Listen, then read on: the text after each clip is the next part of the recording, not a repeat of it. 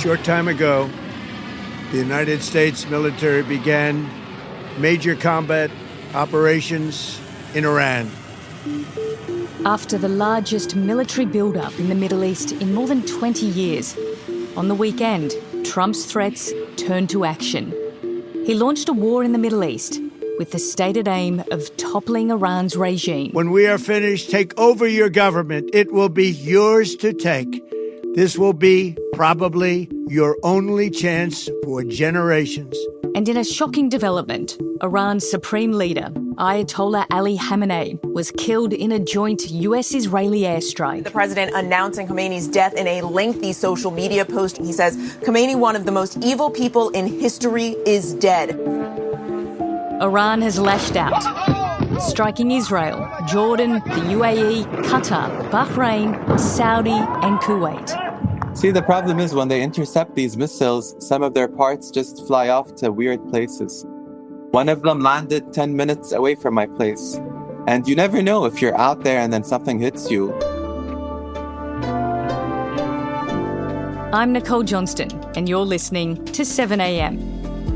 Today, Bader Al-Saif from Kuwait University on Trump's gamble, the Middle East moment of peril, and will countries in the Gulf pick a side? It's Monday, March 2.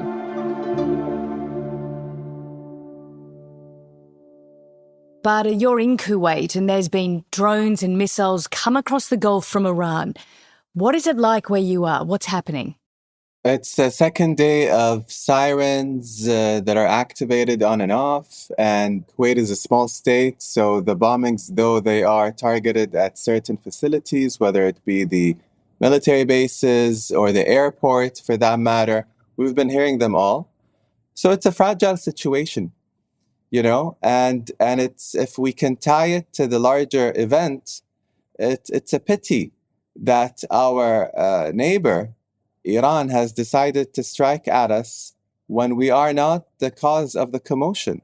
I mean, this is a war that was started by the US and Israel. And this is a war where the US was clearly told by all Gulf states that our airspaces will not be used to attack Iran and that the military bases will also not be used. So for Iran to wholly focus on the Gulf, not only is it a miscalculation, but it tells me how desperate the Iranian authorities are.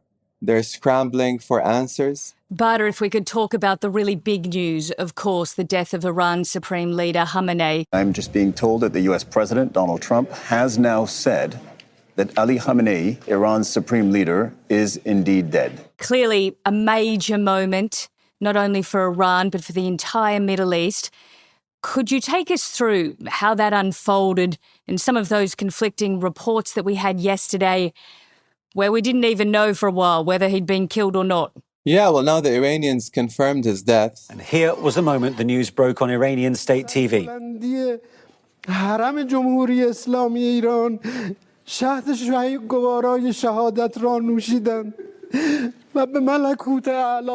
Look, this will come down as one of the most consequential events in the modern Middle East. This is a man that has been synonymous to the Iranian Revolution.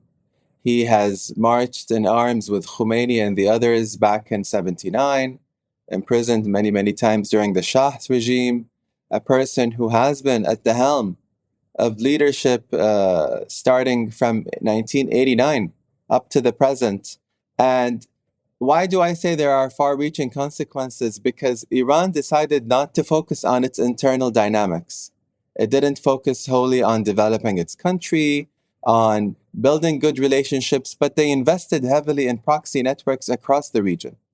That was colored in the first phase with a whole sense of exporting the revolution. You know, they were bragging about, controlling 5 Arab capitals at one point in their heyday in the 2000s. And we're talking about Baghdad, Damascus, Beirut, and Yemen lately. So this is concerning. It's not a good recipe for coexistence. And hence his disappearance will have an impact. Now, mind you, the scenarios are plenty. Will we, because as we know from the last attack in June 2025, Khamenei has prepared a successors list. I mean, succession planning is something that they've gotten used to, given the many deaths that have come across their leadership layers. So the open question is, how solid will the regime be without his presence? Will they continue on his path, or will they take this as an opportunity for a reset so that they can continue and work with the US without any further damages? This is the open question that we're going to see unfold in the next hours and days. Trump's been threatening the Iranians for weeks, ever since those mass protests that we had in January. Amid reports of the mass protests in Iran turning deadly, President Trump now warning if Iran shoots and violently kills peaceful protesters, which is their custom, the United States will come to the rescue, locked and loaded and ready to go. And he's called on them to rise up against the regime. Do you see any sign of that happening? Those were mixed. I mean, the regime seems to have a constituency in Iran. I mean, let's not fool ourselves. These have been around for 47 years. They have a base. I think it's a mixed narrative in Iran.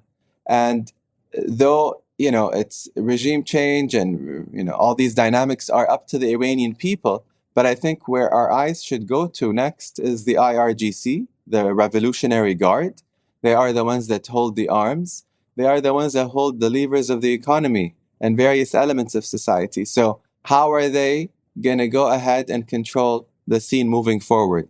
We've seen the Iranian regime, unfortunately, unabashedly, killing its own people.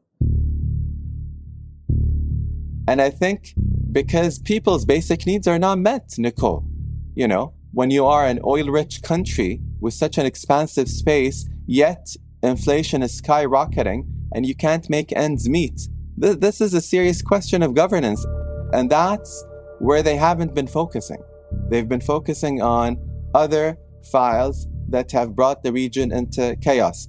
Now, let me add an addendum to this because this is important. We've been talking Iran mostly, but we cannot separate the aggression and questionable behavior of Israel from all of this. And I sit here in Kuwait City. We're in the Gulf states. We feel sandwiched between two belligerents, Iran and Israel. And this just has to stop. Israel has been trying to also displace its problems onto other countries, where the original issue there is providing the Palestinians with a dignified living and the two-state solution that the whole world has been, rallying behind. And why do I mention this? I mention this because the likes of Iran have been using this as an excuse to carry out whatever they've been carrying out. So we need to go to the root issue to try to see how actors like Iran would act after those issues are resolved. Coming up, what's it take to topple a regime?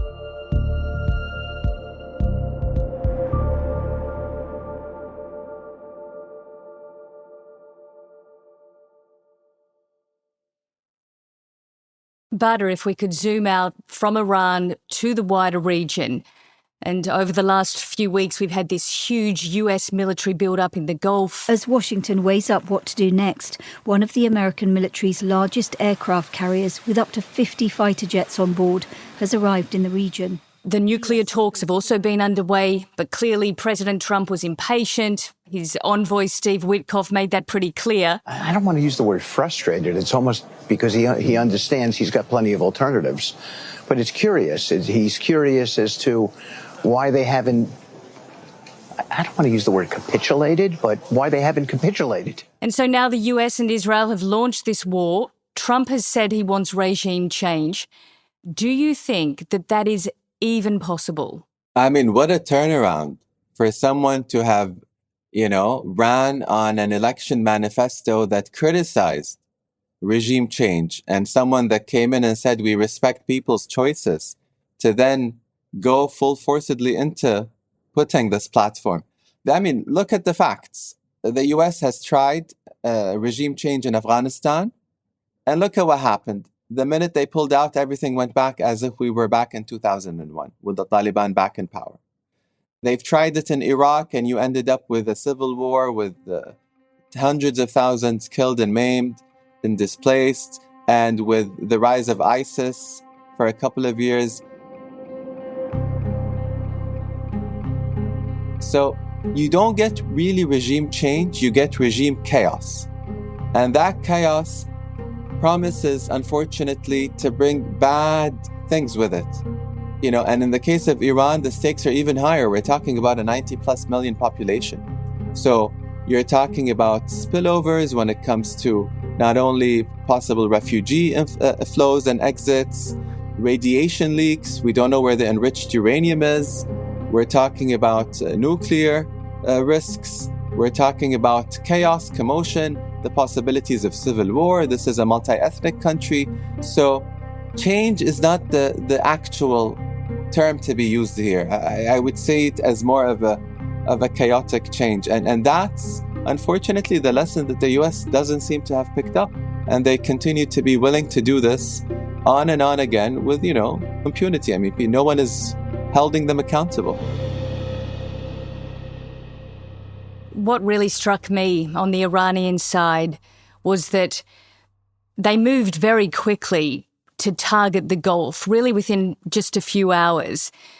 What sort of targets are they hitting, and how do you think countries in the Gulf, Kuwait, the Emirates, Saudi, how will they respond? I mean, look, hitting the Gulf hasn't come as a full surprise because it has been signaled in the past. And this goes back to an old debate that we and the Iranians have had for the longest time concerning the sovereignty over US bases in the region.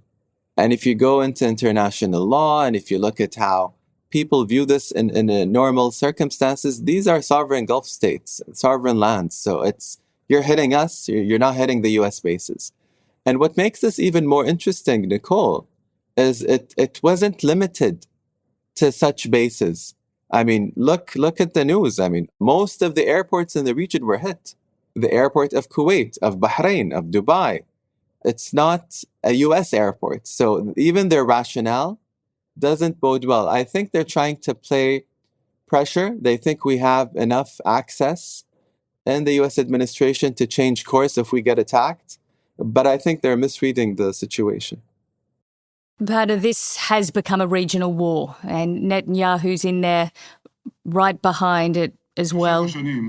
For 47 years, the Ayatollah regime has been calling out for death to Israel, for death for the Americans. Israel's being attacked also, but there doesn't seem to be any sign that the Iranians, the Israelis, all the US are ready to back down. So what next? What's it going to take for the Middle East and for all these players to try and find a way through this and to get out of it? I mean, no one knows what's next. This is very open-ended, unprecedented. We haven't been in such a situation before. Even the 12-day war was not like that. But we can take some cues from the 12-day war. And they did end up freezing that conflict when they felt that some of their munitions and some of their capabilities have not been up to speed. Namely on the Israeli side, by the way. And that rationalizes the buildup that we saw in the last few weeks. So could we get into a situation where that happens again? That's possible. Could we get into a situation in which Iran's new guard, I wouldn't say capitulate, but try to come to an understanding to resume the negotiations? That's also possible. Or this can continue for some time. I mean, we're just on day 2, and that could drag for some time. And we're trying to show that this is not our war. We're not invested in it, and we've been holding this line for some time now. But if this continues, and by this I mean the unnecessary, unreasonable, irrational Iranian attacks continue on the Gulf, and they escalate, if Hormuz gets closed, the strait that gets 20% of the oil flow of the world outside, I mean, things like that, plus casualties. I think if we see those elements, the Gulf has to change course. And I think its choices will be, they need to deal with the belligerence that they're facing from Iran.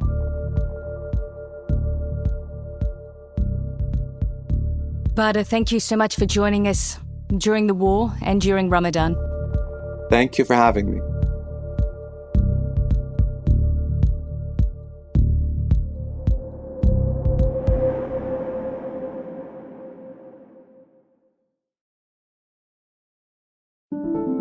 Also in the news, travellers at Australian airports have described chaotic scenes, major delays and cancellations to flights to and from the Middle East.